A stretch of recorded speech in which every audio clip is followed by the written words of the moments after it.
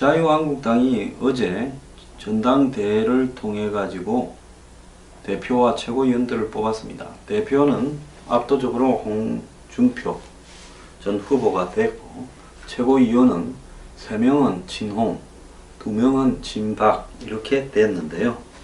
최고위원들은 원, 외가 3명입니다. 자, 자유한국당의 이 홍준표 체제가 과연 제대로 굴러갈 거냐.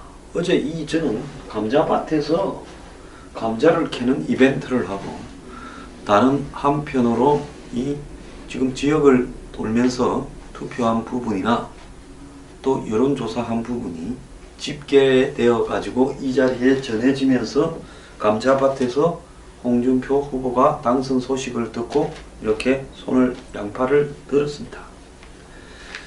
저는 이 감자밭이 오늘날 자유한국당의 처지를 상징하고 있다고 보는데요. 자유한국당은 감자밭에서 감자 캐면서, 우리가 흔히 감자라고 하면 강원도 감자 이런 식으로 이렇게 뭔가 투박하고 소박하고 노동으로 이렇게 살아가는 이런 부분을 이야기를 하는데, 자유한국당의 이미지와 감자밭이 어울리는가?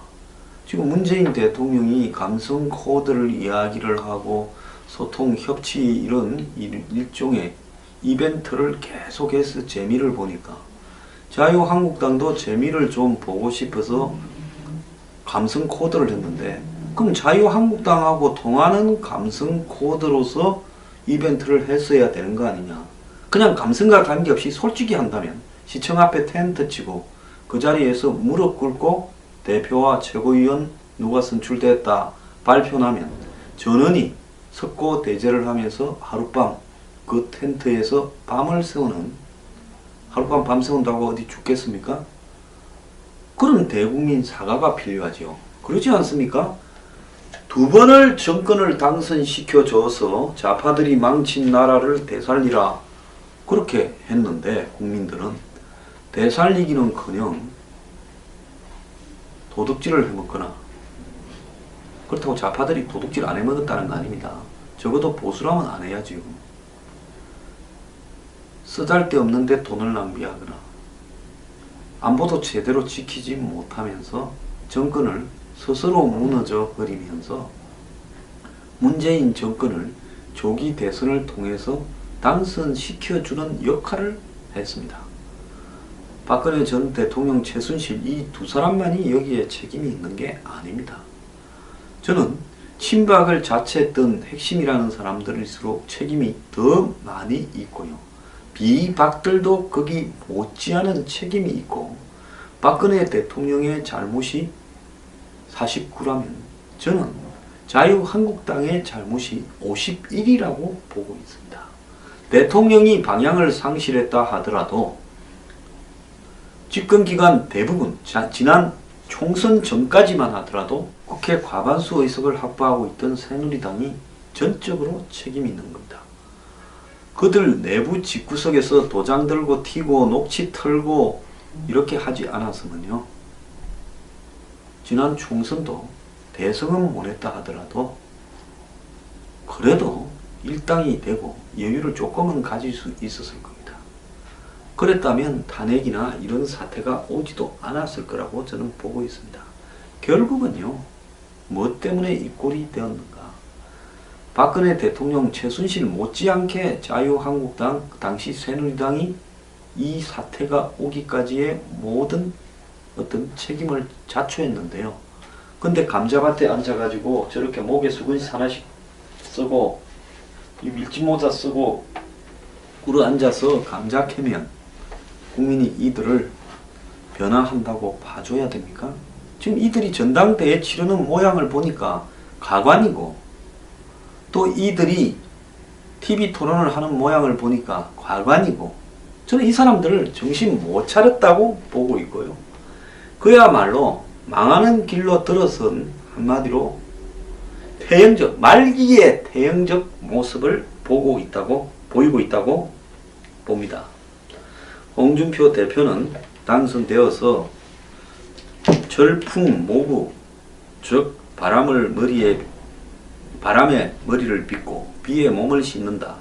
긴 세월을 이리저리 떠돌면서 고생하고 난간을 무릅쓰고 노력한다. 이런 표현을 오늘 현충원에 가서 했는데요. 저는 이 표현조차도 매우 문제가 있다고 보고 있습니다. 즉 비바람에 단련되는 부분에서 무엇이 비고 무엇이 바람인가를 갖다가 인식을 해야 비바람을 맞으면서 단련되어서 새로 태어나는 거죠. 지금 자유한국당이 얼마 전부터 이 보수의 새로운 가치와 위기 극복 방안을 모색한다면서 보수의 미래를 디자인한다라는 토론을 몇몇 그것은 시민단체 측과 여의도 연구원이 했는데요. 여기에는 뭐 바른사회 시민회의라는 이런 단체도 있고 더 나아서 보수 재정립 노선을 만든다고 이런 보수 이념 정당의 길, 한국 보수의 발전과 미래 이런 토론회를 했습니다. 그러면서 미국의 보수주의 정치행동회의나 영국의 보수당 전당대회처럼 당뿐만 아니라 당 밖의 보수주의자들까지 포함을 해서 이 자유한국당이 새로운 보수의 가치를 만들어서 나가겠다.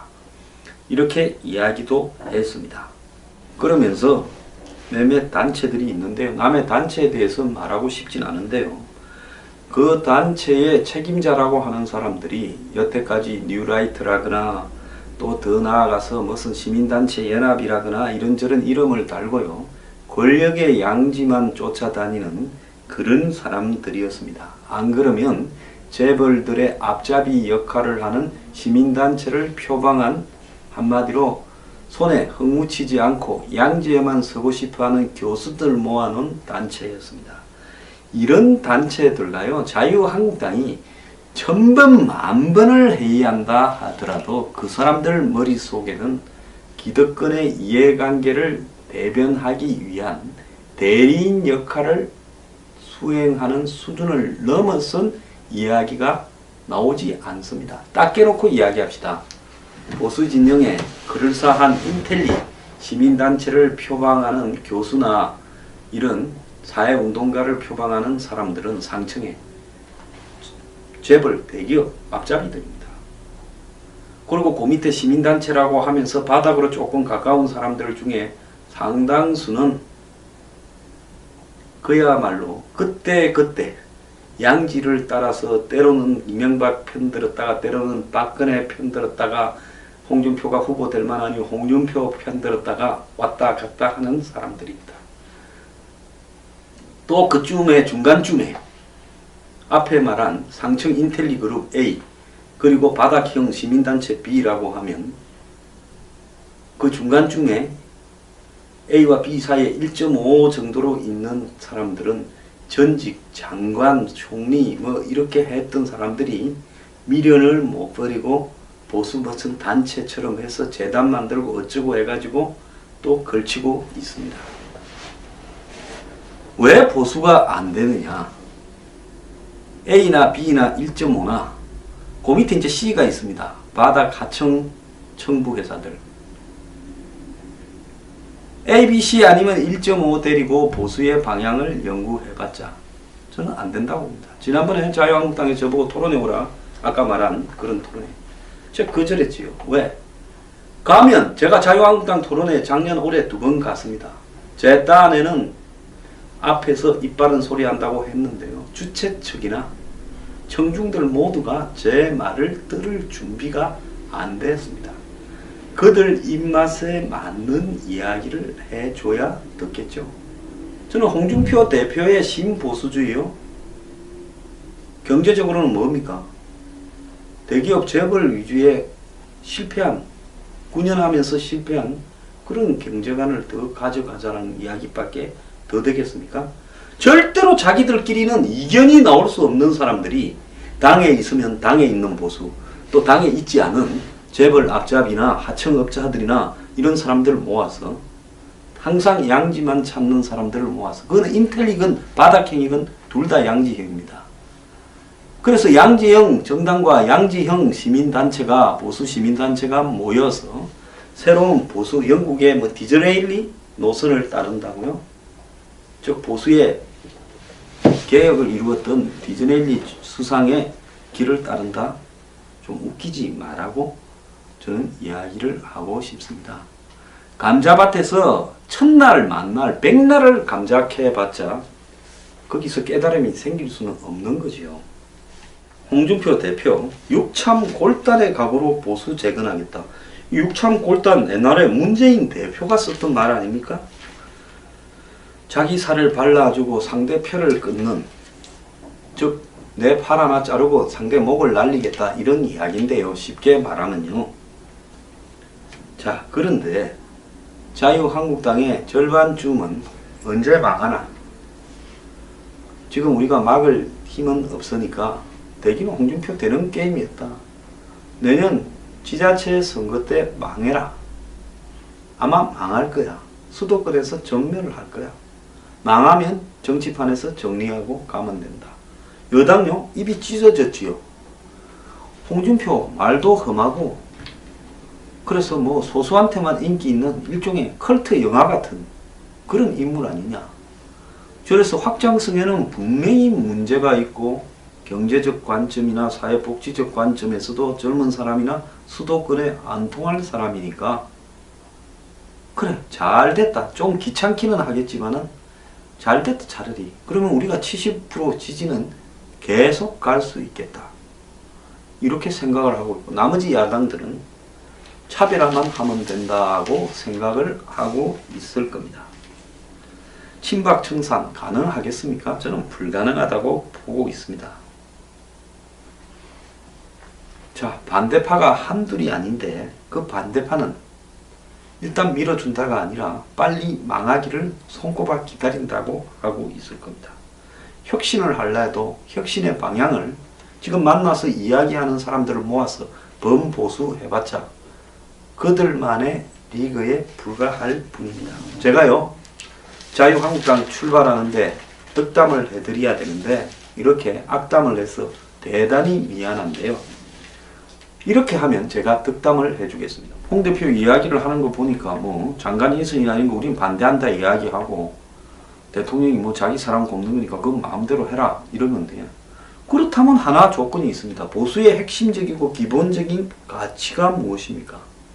지금 문재인 정권이 보수의 가장 핵심적인 바닥의 펀더멘탈을 흔들고 있는 부분에서 봤을 때 전시작전권을 트럼프하고 넘겨주겠다면서 거기에 가기 위한 이제 준비를 몸을 푸는 단계에 가고 있습니다. 그 다음에 사드요. 지금 사드가 미국하고 뭔 이야기를 했는지 미국에서 잠깐 잠잠하지만 또 터져 나올 겁니다. 자, 사드가 철수되면 주한미군 철수로 간다라는 거 아니겠습니까? 그러면 자유한국당은 더 이상 이 문제에서 자고우면할 게 아니라, 자, 장관 협조해주겠다. 우리는 반대한다. 그렇지만 협조를 해줄게. 자, 추경 협조해줄게. 니도 선물 내라. 북한하고 현 시점에 있어서 그래 안 된다. 평창 단일 올림픽 안 된다. 사드 당장 배치해라. 환경영향평가 안 된다. 전시작전권 절대 안 된다. 이 세 가지를 내걸고요. 저는 뒤집어지기 바랍니다. 저 평창 올림픽 안 된다라는 부분은, 단일팀 안 된다라는 부분은 북한과의 뭔가를 던져주면서 뒷거래하는 것이 안 된다라는 걸 의미하는 거겠죠. 즉 현 시점에서 북한이 먼저 도발을 중단하고 그 다음에 비핵화에 대한 의지를 보이기 전에 어떠한 대화도 안 된다라고 자유한국당은 제동을 걸어야 됩니다. 지금 우리 사회에서요, 북한에 대한 문재인 이런 사람들의 한마디로 접근에, 어프로치에 어느 누구도 힘이 있는 사람이 제동을 걸지 않고 있고 언론조차 입을 쳐닫고 있습니다. 자유한국당도 그걸 말 안 하면요, 진전이 되어버리는 겁니다. 그 진전을 여기서 막아야지요. 그러지 않습니까? 그래서 자유한국당은 문재인식 북한에 대한 접근 안 된다. 그래서 이 부분에 야당과 협의해서 방향을 정해라. 그러지 않으면 우리는 전면 반대다. 사드 환경영향평가 걷어치우고 평창 검문소 공권력 투입해라. 그리고 전시작전권 무기 연기대로 복귀시켜라 하고 시청 앞에 텐트 치길 바랍니다. 그러지 않고요. 협조할 거는 협조하고 따질 건 따진다면서 협조만 하고 따지는 거는 제대로 못하는 그런 비리비리한 야당을 하려 그러면요. 그냥 강원도 가서 감자랑 계속 쭉 캐길 바랍니다.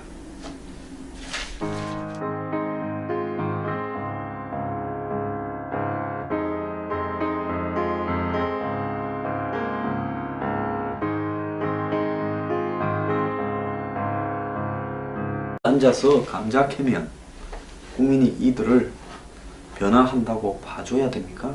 지금 이들이 전당대회 치르는 모양을 보니까 가관이고 또 이들이 TV 토론을 하는 모양을 보니까 과관이고 저는 이 사람들을 정신 못 차렸다고 보고 있고요. 그야말로 망하는 길로 들어선 한마디로 퇴행적, 말기의 퇴행적 모습을 보이고 있다고 봅니다. 홍준표 대표는 당선되어서 절풍 모부, 즉 바람에 머리를 빗고 비에 몸을 싣는다. 긴 세월을 이리저리 떠돌면서 고생하고 난간을 무릅쓰고 노력한다. 이런 표현을 오늘 현충원에 가서 했는데요. 저는 이 표현조차도 매우 문제가 있다고 보고 있습니다. 즉 비바람에 단련되는 부분에서 무엇이 비고 무엇이 바람인가를 갖다가 인식을 해야 비바람을 맞으면서 단련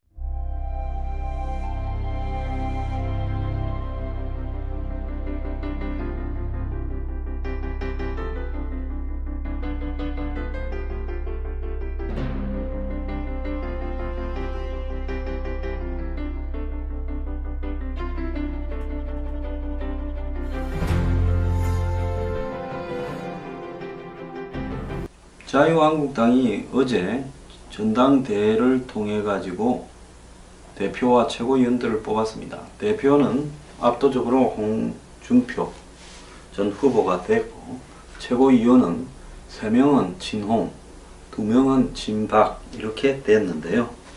최고위원들은 원, 외가 3명입니다. 자, 자유한국당의 이 홍준표 체제가 과연 제대로 굴러갈 거냐. 어제 저는 감자밭에서 감자를 캐는 이벤트를 하고 다른 한편으로 이 지금 지역을 돌면서 투표한 부분이나 또 여론조사한 부분이 집계되어 가지고 이 자리에 전해지면서 감자밭에서 홍준표 후보가 당선 소식을 듣고 이렇게 양팔을 들었습니다. 저는 이 감자밭이 오늘날 자유한국당의 처지를 상징하고 있다고 보는데요. 자유한국당은 감자밭에서 감자 캐면서 우리가 흔히 감자라고 하면 강원도 감자 이런 식으로 이렇게 뭔가 투박하고 소박하고 노동으로 이렇게 살아가는 이런 부분을 이야기를 하는데 자유한국당의 이미지와 감자밭이 어울리는가?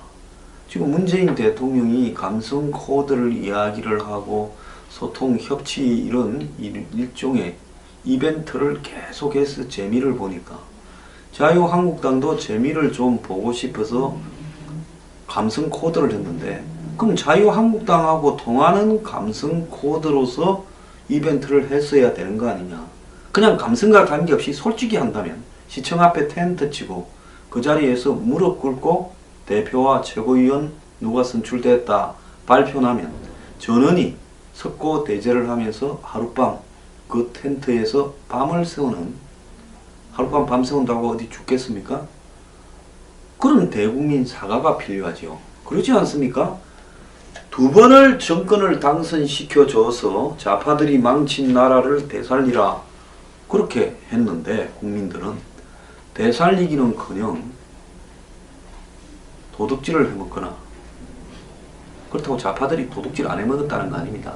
적어도 보수라면 안 해야지요. 쓰잘데없는데 돈을 낭비하거나 안보도 제대로 지키지 못하면서 정권을 스스로 무너져 버리면서 문재인 정권을 조기 대선을 통해서 당선시켜주는 역할을 했습니다. 박근혜 전 대통령, 최순실 이 두 사람만이 여기에 책임이 있는 게 아닙니다. 저는 친박을 자처했던 핵심이라는 사람들일수록 책임이 더 많이 있고요.